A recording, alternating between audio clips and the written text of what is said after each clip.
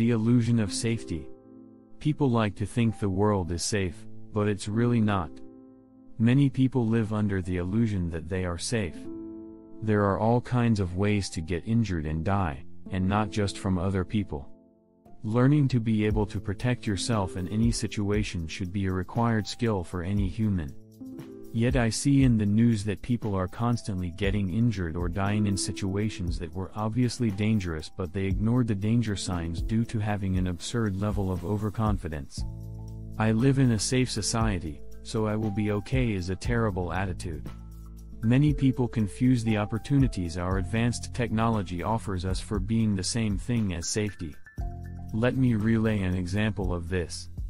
In August of 1985, a party was held in New Orleans for lifeguards to celebrate the first swimming season that no one had drowned. Ironically, at this party a man drowned. When the party had ended, Jerome Moody was found on the bottom at the deep end of a department pool. Mr. Moody was 31 years old and was not a lifeguard, but he was a guest at a party attended by numerous lifeguards. So, what do we learn from this incident? We learn that the world is a dangerous place, and even when surrounded by people who are protectors in a time of peace, people can still die when they fail to protect themselves from danger, because regardless of how vigilant the watchers are, every person is responsible for their own safety. It does not matter if you believe you have reasons to feel you are safe. We live in a dangerous world and we are never truly 100% safe. There are some responsibilities bestowed on people from the moment they are born. We can try to run away from them, but eventually they catch up to us. Responsibility for our personal safety is one of these things. Although we are born into this world as helpless babes, if we survive long enough under the care of others to grow up, then we develop the physical and mental faculties necessary to safeguard our own protection. This is our individual responsibility for ourselves and our survival.